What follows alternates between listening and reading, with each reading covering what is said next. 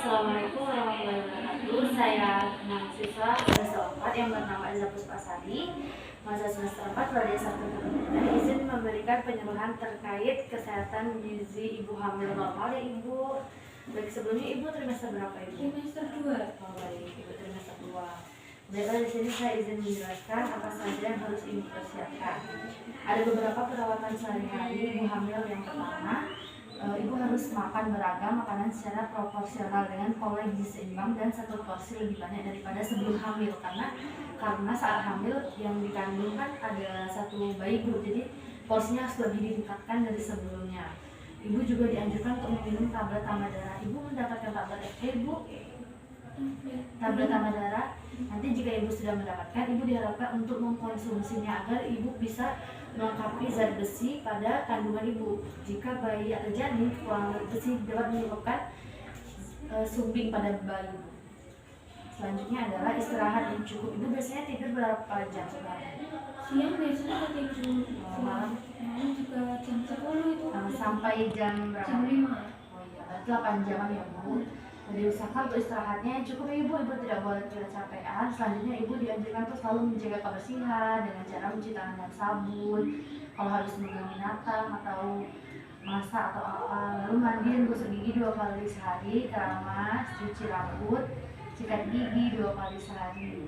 Lalu Ibu dapat melakukan bersama suami rapat stimulasi janin, karena janin pada perut itu sudah dapat mendengar apa yang kita bicarakan dulu Ibu. Jadi secara tidak langsung kita sudah melatih saraf motorik atau sensoriknya Ibu. Lanjut, selanjutnya hubungan suami istri selama hamil boleh dilakukan selama kehamilan Ibu sehat, tidak ada gangguan. Selanjutnya yang harus dihindari Ibu diantaranya adalah merokok atau terpapar asap. Misalnya Ibu tidak merokok tapi suami Ibu merokok, ini Ibu tidak boleh berada di sekitar orang yang merokok karena asapnya dapat menimbulkan gangguan pada kehamilan Ibu. Selanjutnya adalah kerja terlalu berat.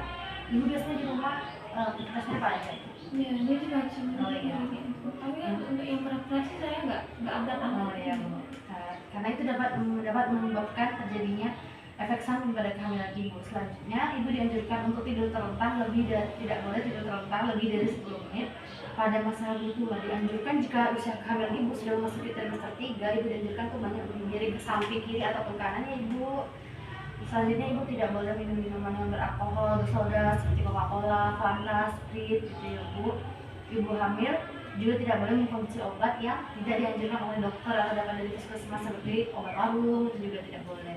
Untuk porsi makannya di sini seperti yang kita ketahui 5 porsi pada trimester 1. Ibunya trimester berapa? Oke, trimester 2 ya. Berarti Ibu hamil dengan trimester 2 nasi atau makanan pokoknya 6 porsi ya Ibu. Dengan satu porsi itu 400 gram.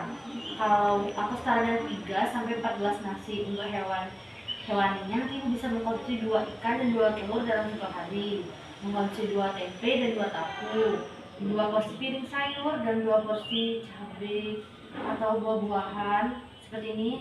Ibu juga dianjurkan selalu memakan buah-buahan ya Ibu, seperti pisang dan kates atau pepaya. Minyak lemak yang dapat Ibu konsumsi adalah santan yang digunakan pada masakan yang bergula gitu Bu ya. Untuk gulanya juga 2 porsi. Selanjutnya aktivitas yang tidak harus dihindari Ibu itu adalah seperti membungkuk tanpa berpegangan. Kami dapat misalnya Ibu terjatuh nih tanpa berpegangan, jadi tidak ada yang menyandar diri kita kan Bu. Selanjutnya tidak boleh jongkok lebih dari 90 derajat. Jadi jongkoknya itu kalau bisa berdiri gini turun pelan-pelan, nggak boleh gini gitu Bu. Selanjutnya tidak boleh mengejar, tidak boleh menahan napas, tidak boleh melompat, tidak risiko keseimbangan seperti menaiki sepeda ini juga berbahaya pada janin. Tidak boleh berolahraga yang berat, tidak boleh olahraga seperti taekwondo. Baik Ibu, selanjutnya saya izin menjelaskan tentang konseling gizi kesehatan reproduksi. Baik Ibu, kan Ibu berada di trimester 2 Ibu, berarti usia kehamilan Ibu sekarang berapa? 13. Oh iya. Nah ini pada trimester 1. Trimester 1 terdiri dari minggu pertama sampai ke minggu 12. Jadi sedang mengalami pembentukan dan perkembangan, sehingga kebutuhan gizi nutrisi Ibu harus tercukupi. Untuk trimester 2 seperti Ibu saat ini, minggu 13 sampai dengan minggu ke-28 ke-16 dari minggu 13 sampai minggu ke-16 perkembangan janin itu akan 4 bulan berkembang. Dia mulai kayak membentuk tangan, jari, bentuknya gitu.